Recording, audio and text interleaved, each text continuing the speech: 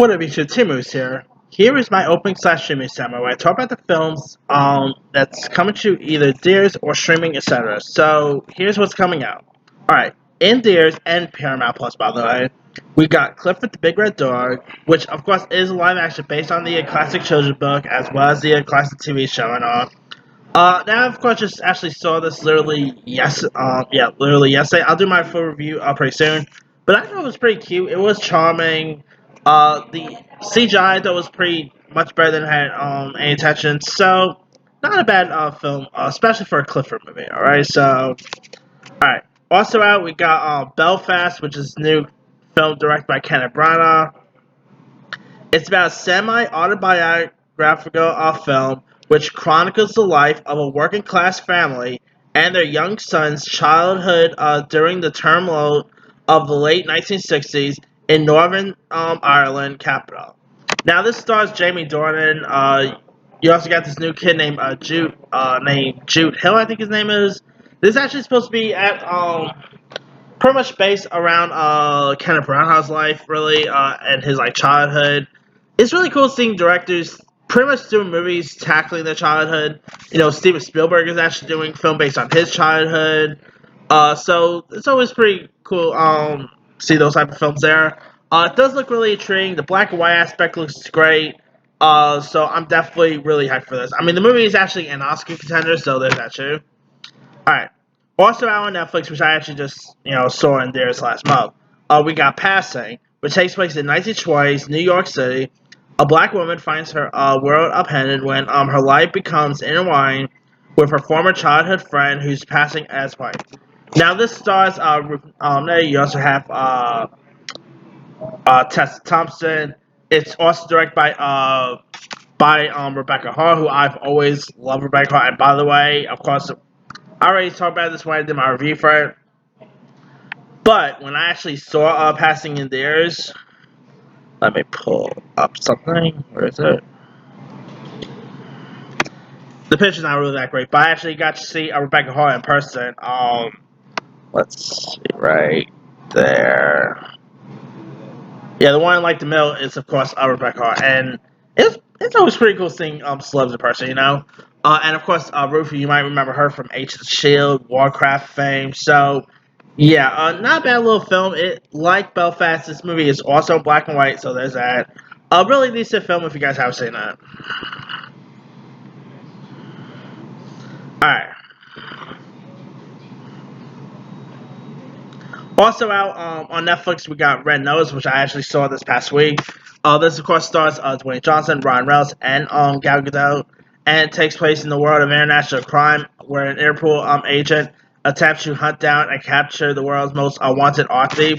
This movie is really fun. I mean, the action is really cool. The chemistry between both Dwayne Johnson and Ryan Reynolds are great. I mean, really decent, fun film worth checking out.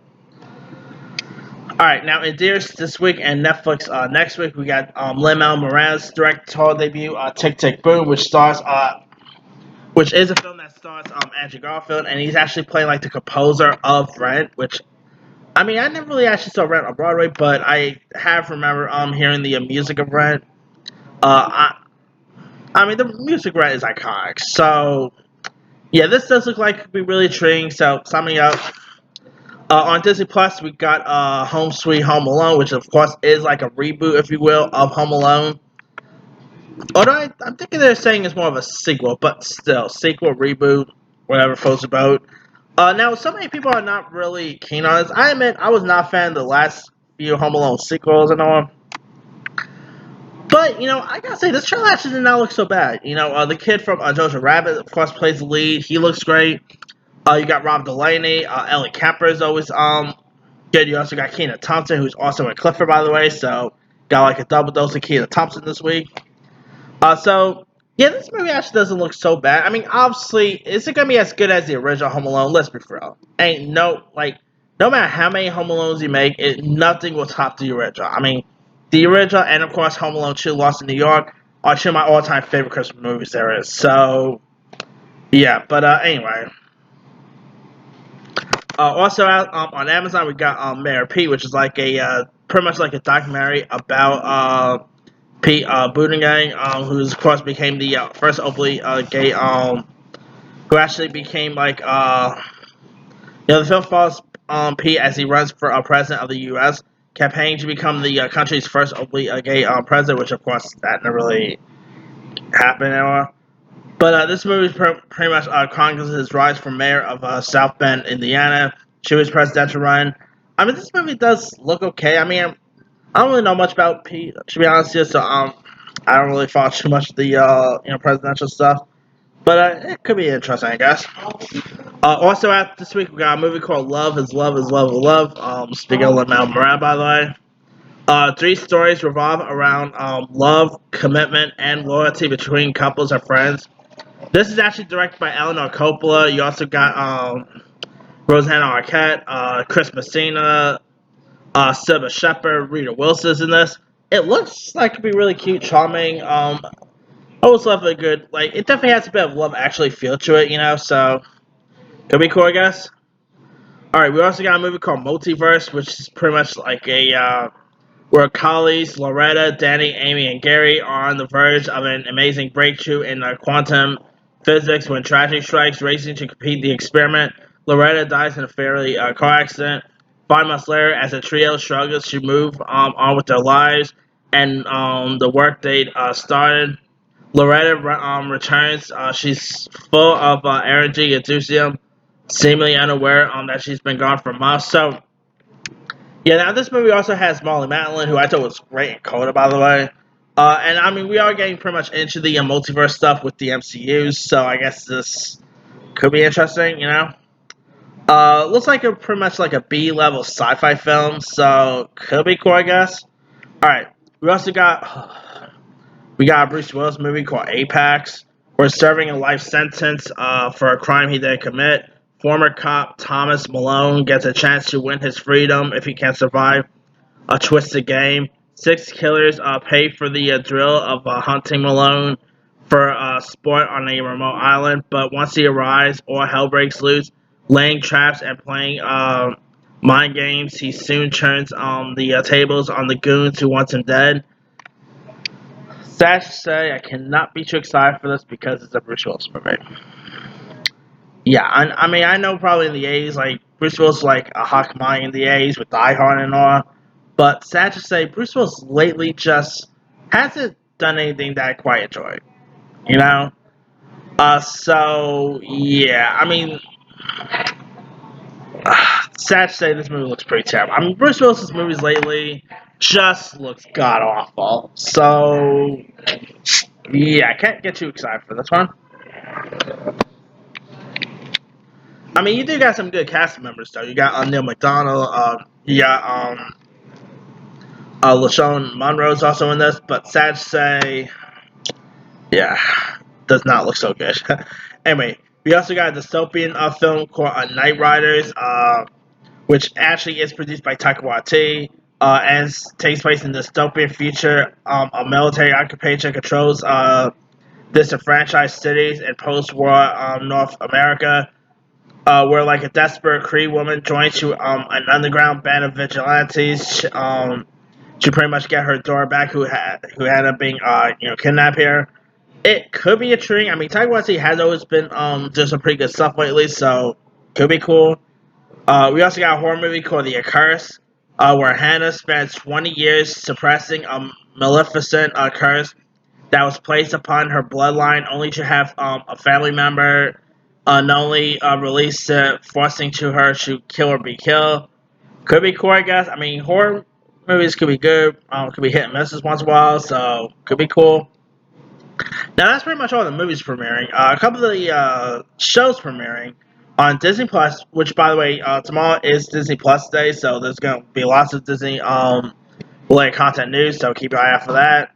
Anyway, we got Olaf Presents, which of course is actually supposed to feature the voice of Josh Gad, who's voicing Olaf, where he like pretty much recreates iconic Disney movies such as I think Beauty and the Beast, such as Tangled. So that actually looks really intriguing. I mean, could be cool. I love Olaf. I mean, the Frozen movies has always been so iconic, so could be cool, I guess. All right. We also got The World According to Jeff Goldblum season 2, which I quite actually enjoyed the first season. I mean, this is pretty much, if you guys don't know much about this series, it's more like Jeff Goldblum is like going around different countries, like different countries and all. And he's pretty much like talk about stuff that fascinates him and the history behind it. Like the first season include him you know, talking about the history of stuff like, ice cream, sneakers, and all. It's a really decent little traveling show. So, I mean, it's crazy to believe it's been like, holy cow, it's literally been 2 years since the first season. I guess maybe the pandemic helped everything. Maybe that could have been it. But hey, this could be a treat. I mean, I love Jeff Goldblum, so it could be cool, I guess. Alright. I mean, if you guys have not watched the first season, it is on Disney Plus. Go watch it. You'll really enjoy it. Hopefully, season 2 will be as good, but we'll see. Alright. Last but not least, on Apple, there's the show called The Shrink Next Door, which stars Will Ferrell and Paul Rudd. Where how a normally seemingly normal dynamic between a charming psychiatrist and a longtime patient morphs into a relationship filled with manipulation, power grabs, and dysfunction. I mean, it's pretty much an Anchorman reunion between Will Ferrell and Paul Rudd. By the way, I guess I had to say this. Congrats, Paul Rudd, on being the Sex Man of the Year. I mean, okay, cool. I love Paul Rudd, but that's the type of stuff not my. I mean, I love Paul Rudd as an actor, but that's for the ladies, okay. But anywho, I mean, Will Ferrell and Paul Rudd, they should work great together. I mean, it's crazy to believe that the only time they actually technically worked together was in the Anchorman movies. So nice to see them actually side by side together. So this could be really intriguing. It does look interesting. I believe it's from the same people who gave us the Big Six, so there's that too. Hopefully it'll be decent. We'll see. Anyway, that's pretty much it. Let me lead you guys. Which of these films and shows are you even interested in checking out? Are you interested in Belfast, Clifford, Shrink Next Door, Old Opera Present, etc.? Drop comments below. Don't forget to like, subscribe, hit that bell for more notifications. This is Timmy signing out.